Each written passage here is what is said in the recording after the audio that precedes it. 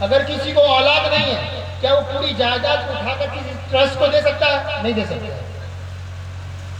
اس کے وارث بنیں گے. اگر اولاد نہیں ہے تو ماں ہے، باپ ہے.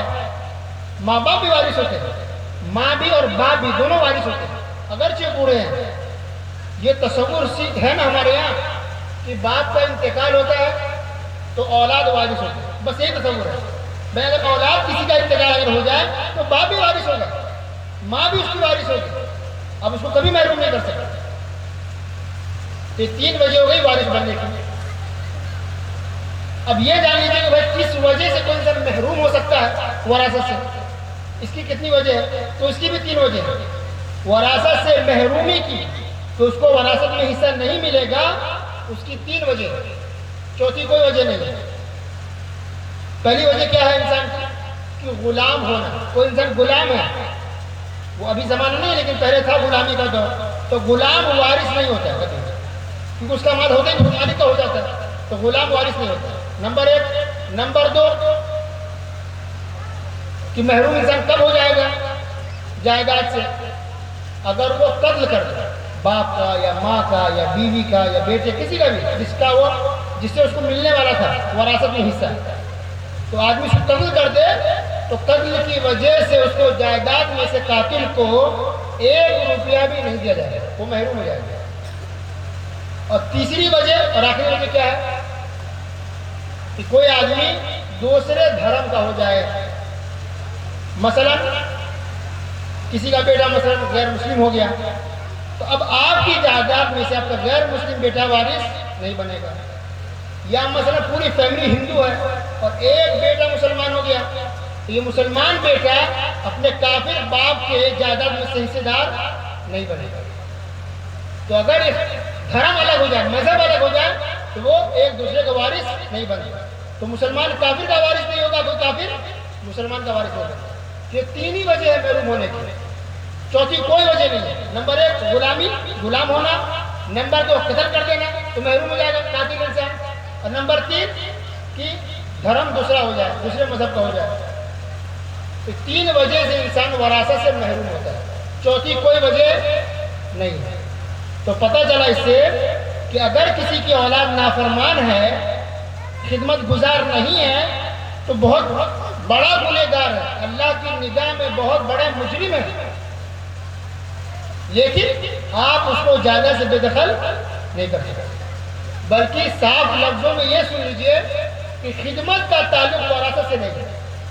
وراثت الگ چیز ہے اور اولاد کا اچھا برا ہونا، خدمت کرنا یا نہیں کرنا یہ الگ چیز ہے. اس کو اس سے جوڑنا ہی نہیں چاہیے. تو اللہ رب العالمین نے سورہ نساء کے اندر آیت نمبر 11 اور 12 میں پوری لسٹ بیان کر دی کہ ترکہ میں کون کون لوگ حصے دار ہوں گے، وارث کون کون ہوگا اور کس کو کتنا کتنا ملے گا. یہ بھی اللہ نے مقرر کر دیا، فکس کر دیا. یہ پہلے سے قرآن اللہ نے بیان کر دیا. تو جس چیز کو ملنا ہے وہ مل کے رہے گا، اور جتنا جتنا اللہ نے مقرر کیا اتنا اتنا اس کو دینا پڑے گا. تو کسی کو نافرمانی کی وجہ سے ہم بے دخل نہیں کر سکتے. اور اسی طرح اگر کسی کی اولاد کو 1-2 ایسی ہو بیٹا یا بیٹی جو بہت خدمت گزار ہو، بہت پیسے دینا، ماں باپ کی خدمت کرنا، خیال رکھنا، اچھی بات ہے ماشاءاللہ، بہت دیندار اولاد ہے، تو اس خدمت اور دینداری کی وجہ سے آپ اس اولاد کو یا اس بیٹا بیٹی کو زیادہ ترکہ یا زمین نہیں دے سکتے. اس میں 2 اہم بات ہیں.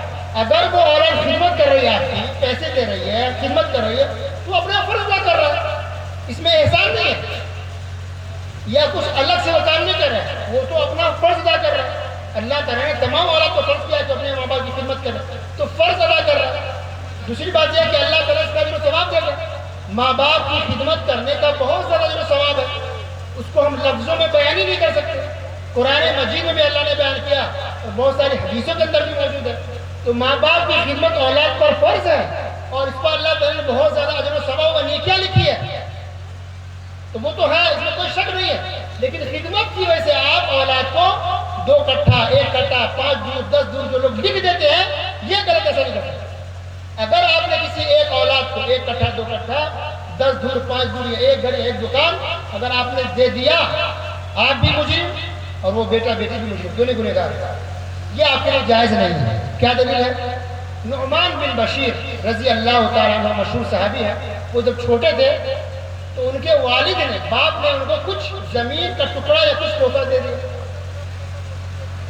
تو اس بچے کی ماں کو، یعنی دینے والی کی بیوی کو یہ اچھا نہیں لگا، کہا شوہر سے کہ آپ رسول اکرم صلی اللہ علیہ وسلم کو اس پر گواہ بنائیے، میں اس سے راضی نہیں ہوں۔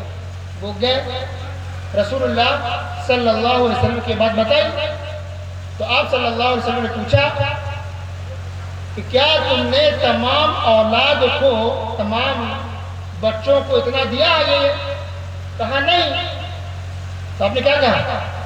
فاتقوا اللہ وعدلوا بین اولادکم، اللہ تعالیٰ سے ڈرو اور اپنی اولاد کے درمیان انصاف کرو۔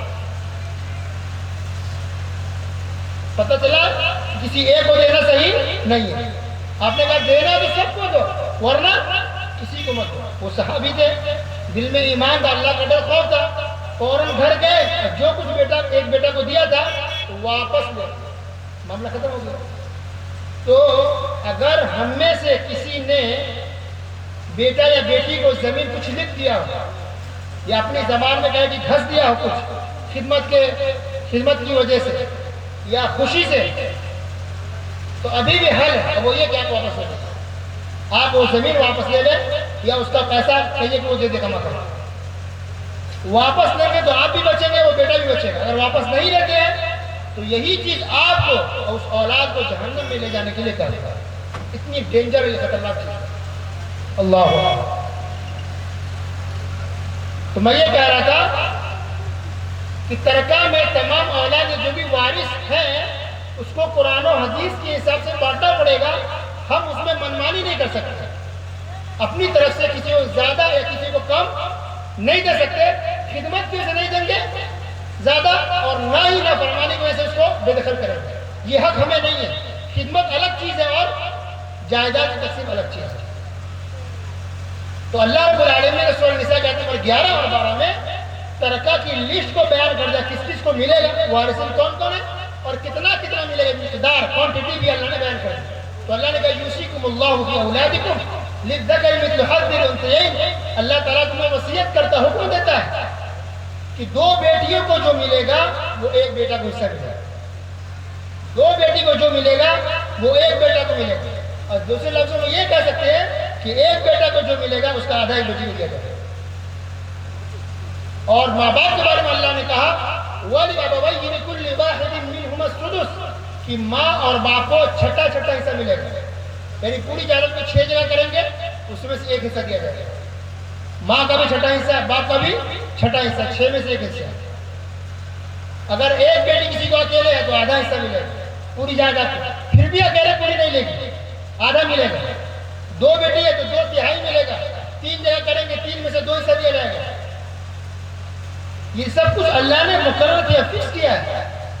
اور اگر شوہر ہے، اولاد نہیں ہے، بیوی کا انتقال ہو گیا، شوہر اولاد نہیں ہے، بیوی کا انتقال ہو گیا تو شوہر کو آدھا حصہ ملے گا، اولاد ہے تو چوتھا حصہ ملے گا، 4 میں سے 1 حصہ۔ شوہر کا انتقال ہو جائے تو بیوی کتنے جانکار ہے؟ دیکھیں، اگر شوہر کا انتقال ہو جاتا ہے اور اولاد نہیں ہے تو بیوی کو چوتھا حصہ ملے گا، 4 میں سے 1 حصہ۔ اگر اولاد ہے تو بیوی کو 8واں حصہ ملے گا، 8 حصہ میں سے 1 حصہ۔ اب یہاں پر دیکھیے ٹھہرنے کی بات اور غور کرنے کی بات کہ جب شوہر کا عام طور پر شوہر کا ہی پہلے انتقال ہوتا ہے، اکثر یہ دیکھا گیا کچھ خواتین جو دین سے دور ہیں، کچھ ماشاءاللہ بہت سی دیندار اللہ کے جاننے والے خوف کرنے والی ہیں، لیکن کچھ خواتین جو کچھ دبنگ ٹائپ کی ہیں، زبان کی تیز ہے اور دین سے دور ہے، وہ کیا کرتی ہیں کہ جائیداد کو تقسیم ہونے نہیں دیتی، کہتی جب تک ہم زندہ ہیں تقسیم نہیں ہونے دیں گے، ہم بیچ کے کھائیں گے، ہم بانٹنے نہیں دیں گے، مرنے کے بعد جو بچے گا تب اولاد بٹے گا۔ یہ بالکل غلط ہے، آپ کو یہ حق حاصل نہیں ہے۔ اب اللہ سے ڈریں، آپ کا اللہ نے کتنا مقرر کیا ہے؟ اگر اولاد ہے تو 8واں حصہ، 8 حصہ میں سے صرف 1 حصہ کے حقدار ہیں بس، تو 8 پوری جائیداد کو 8 جگہ کریں گے، اس میں سے آپ 1 لے لیجئے اور آپ بیچیے یا کھائیے، وہ آپ کی مرضی۔ جو 7 حصہ بچے گا وہ آپ کی اولاد میں تقسیم ہوگا۔ اس کو روکنے کا، رکاوٹ ڈالنے کا حق آپ کو نہیں ہے۔ بہت سے لوگ جو جائیداد کی تقسیم میں رکاوٹ ڈالتے ہیں، کبھی ماں رکاوٹ ڈالتی ہے، کبھی بیوی، کبھی شوہر، کبھی اولاد، کبھی بڑا بیٹا عام طور پہ، کبھی چھوٹا بیٹا جو پاور میں ہے، جو پیسے کما لیا، اکڑ میں، گھمنڈ میں، وہ جائیداد کی تقسیم نہیں ملے۔ یہ گناہ ہے، یہ اسلام کے خلاف ہے۔